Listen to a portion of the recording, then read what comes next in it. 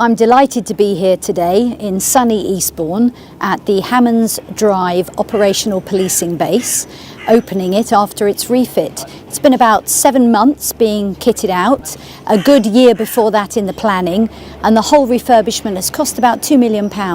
But it's part of the 5-year estate strategy that has been developed for Sussex Police, and this is a £20 million investment programme across Sussex. So looking after buildings like the one behind me, and this is where officers work from. It's an operational base, so it's not open to the public, but it's really important that officers have a good working atmosphere to come to work in. And when I originally saw it coming into office, it was pretty dire.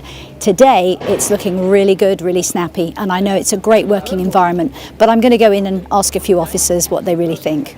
To thank all of you for the huge amount of work that you've put in to making this place a success. The consistent message I'm trying to put across Sussex at the moment is about really concentrating on a core delivery of a policing service.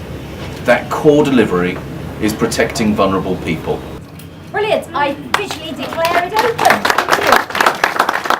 This is the neighbourhood policing team, or part of them, and we're joined by Ed and by Mike and by Jackie here, and I'm going to ask them what they think, no pressure, of their new working environment. Ed? It's fantastic. When you compare it to what was here before, this is leaps and bounds from how it used to be. It's a great environment. It's a lovely place for us to work and base ourselves out from, really. So Brilliant. It's a big step forward. The people were the same, the work's the same, but everything is in easier to access places now, and it just the fact that it's so much newer and nicer and cleaner gives an atmosphere really of sort of, it's more efficient to work here. Yeah. And Mike, what do you think of the colours? Because on the other side it's all lime green, and you've got the orange bit. Is it orange or is it red? Orange tinted red, I think. Yeah, shall we go with a cross between the two? I think.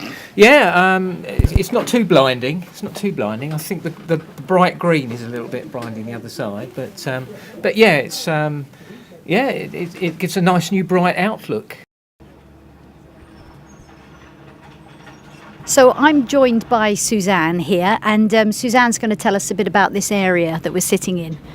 Yes, I'm pleased to say that since the disposal of Eastbourne Police Station, we've managed to create a memorial garden where officers can have some quiet time in between duties where they can, but also they can reflect on the war memorials, the World War memorials from World War II and World War I that we've relocated from Eastbourne Police Station at Grove Road. We are aware there are local relatives who would like to see those memorials relocated into Eastbourne, and we felt that this was a dignified location for them. So tell me, behind here we've got the car park. It looks a bit bigger than when I came last. Yes, I think in terms of revamping and refurbishing the whole facility and recognising that we would be bringing people into agile working and more people potentially, that we had to recognise we're an out-of-town location and parking was at a premium already, so we did need to recognise that. And the planners did recommend an environmentally friendly way in which to achieve at least additional 20 parking spaces or more. So how can you make a parking space environmentally friendly? Go on. But I think it's more to do with the landscaping of the hard surfacing so that water can run away naturally rather than run off of a hard surface. So the green area is CID, and here we've got... John, yeah.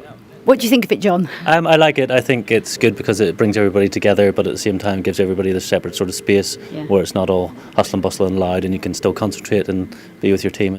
Suzanne, what's the use of this little pad here? This helps us manage our meeting rooms. It's a booking system which can be booked using an Outlook calendar system online. We've got a range of meeting rooms, large and small.